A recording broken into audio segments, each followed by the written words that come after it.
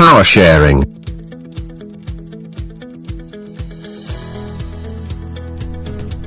The lesson deals with one of the major components of democracy, that is power sharing. Power is divided and shared between groups, people and political parties for better decision-making process. An intelligent sharing of power among legislature, executive and judiciary is very important to design and success of democracy. Case study: Belgium and Sri Lanka. Belgium is a small country in Europe, has borders with France, Netherlands, Germany and Luxembourg. Has a little population, over 1 crore. Belgium's ethnic composition is very complex. 59% people live in the Flemish region and speak Dutch language, another 40% live in the Wallonia region and speak French, remaining 1% Belgians speak German. In the capital city Brussels, 80% people speak French while 20% speak Dutch. The minority French-speaking community was relatively rich and powerful as compared to Dutch.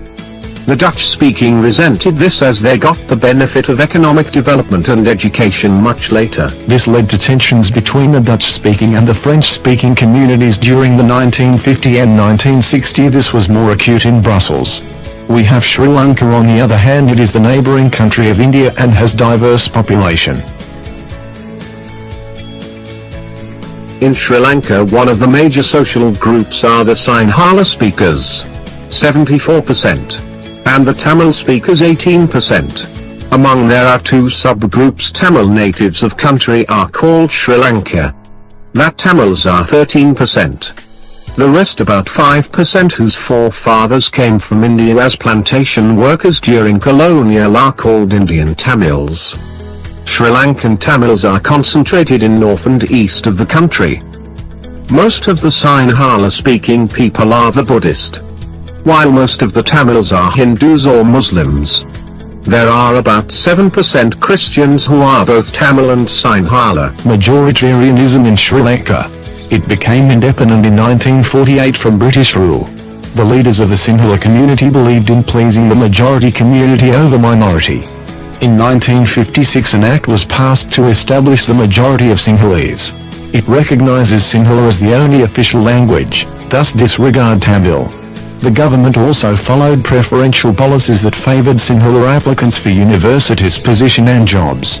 A new constitution is stipulated that should protect and foster Buddhism. These policies resulted create a sense of insecurity among Tamil groups. Their efforts to persuade all parties and government for autonomy and equality was rejected. As a result, relationships of Sinhala and the Tamils strained over time. Sri Lankan Tamils launched parties and struggles for the recognition of Tamil as an official language, regional autonomy and equality of opportunity in securing education and jobs. However, the demand for autonomy to the provinces populated by the Tamil was repeatedly denied. By 1980 several political organizations were formed to demand and separate Tamilam state in northern and southern parts of Sri Lanka. The distrust between the two communities turned into a widespread conflict. It soon turned into a civil war. As a result, thousands of people of the communities have been killed, many families were forced to leave the country as refugees and many more lost their livelihoods. Accommodation in Belgium. Steps taken by the Belgian leaders were more accommodating and created a sense of unity. Between 1970 and 1990 they their amended constitution 4 times for the same reasons and problem was solved. The arrangement they worked out is different from any other country and is very innovative. Elements of the Belgian model. Constitution prescribes that a number of Dutch-speaking and French-speaking ministers shall be equal in the central government. Some special laws require the support of majority of members from each linguistic group. Thus no single group can make decisions unilaterally. Many powers of the central government have been given to the state governments of the 2 regions. Then state governments are not subordinate to central government. Brussels has a separate government in which both the communities have equal representation. The French-speaking people accepted equal representation in Brussels. Because the Dutch-speaking community has accepted equal representation in the central government. The government is elected by people belonging to one language community, Dutch, French and German speaking, no matter where they live. This government has the various powers like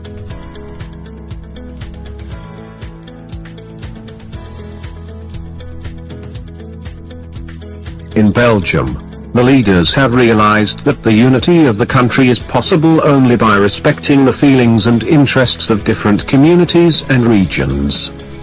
Such a realization resulted in mutually acceptable arrangements for sharing power. Sri Lanka shows us a contrasting example. It shows us that if a majority community wants to force its dominance over others and refuses to share power, it can undermine the unity of the country. why power sharing is desirable.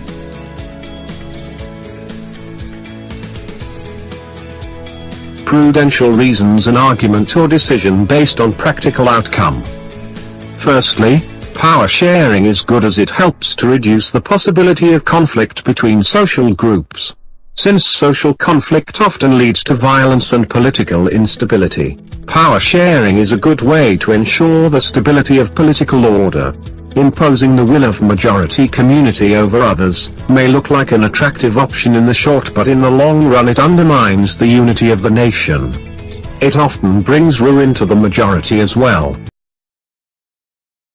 Moral emphasizes that the very act of power sharing is valuable. It forms the very basis of democracy. Forms of power sharing. The idea of power sharing has emerged in the opposition to the notions of undivided political power. Before the emergence of democratic structure of government, power was concentrated in one hand or in one group. It was felt that if the power to decide is dispersed, it would not be possible to take quick decisions and enforce them. However, things have changed in a democratic setup. In a democracy, people rule themselves through institutions of self-governance. In a good democratic government, due respect is given to diverse groups and views that exist in the society. Vertical division of power. Power sharing among different organs of government, legislature, executive and judiciary. This is horizontal distribution of power. In this, different organs of government exist. Each organ which holds parallel position checks the other, resulting in a balance of power among different institutions.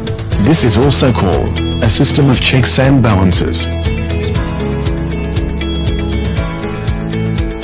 Power sharing in governments is at different levels: national, state or regional government, and as in India, there is a self-governing body like the panchayats in rural areas and municipalities in urban areas. This higher and lower division of power is also called vertical division of power. Power sharing in India is not limited to government, but also among different social groups, including linguistic and religious groups. Power sharing in political parties and pressure groups. When a party fails to get a majority in legislature, different parties come together to form a coalition government.